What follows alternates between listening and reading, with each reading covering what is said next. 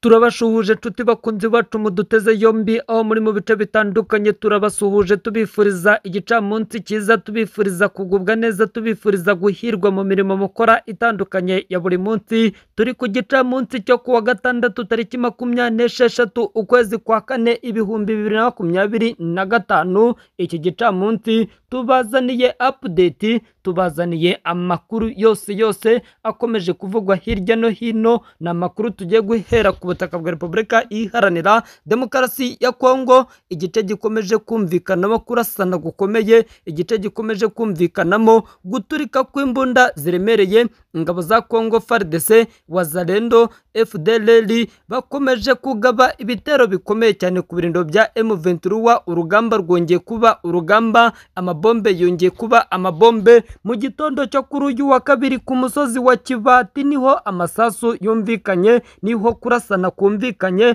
Uko kurasana kwaturutse ku barwanyi ba M23 barimo baravana abasirikare ahangaha Kibati muri teritwari ya Warikare babashyira ku musozi wa Kimbi, ni ku mupaka uhuza Masisi ndetse na Warikare. M23 yavanye abasirikare, Wazalendo ikimenya aya makuru ibagabaho igitero. Gusa iki gitero ntabwo cyamaze umwanya, ntabwo kigeze kimara igihe kirekire, kuko cyahise gihoshwa n'abasirikare ba Kongo FARDC bitewe n'ibiganiro bimaze iminsi bihuza impande zombi. Kuri ubu ngubu Patrick Muyaya, minisitiri w'itumanaho akaba umuvugizi wa guverinoma ya Repubulika Demokarasi ya Kongo, yashimiye iterambere ry'ibiganiro bikomeje kuba hagati ya guverinoma na M23. Minisitiri w'itumanaho akaba umuvugizi wa guverinoma ya Repubulika Demokarasi ya Kongo Patrick Muyaya ku rukuta rwe rwa Instagram yagize ati: ibiganiro birarimbanyije hagati yacu n'inyeshyamba za M23. Ibiganiro bikomeje kugerwaho hagati yacu na M23.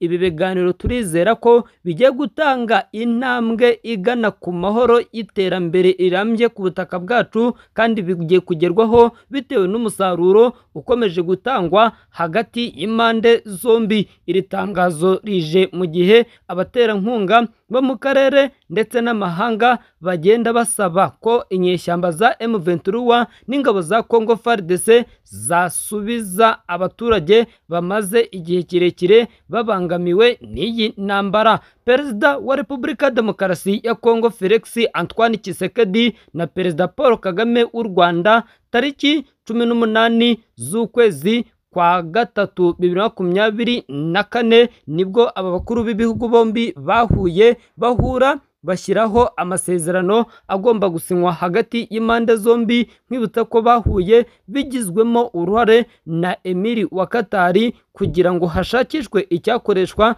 kugira ngo iyi ntambara ibe yahagarara. Amakuru ugomba kumenya nuko magingo aya ngaya, nubwo ibiganiro byamaze gusinywa, nubwo intambara yamaze guhagarara hagati y'impande ebyiri zihanganye,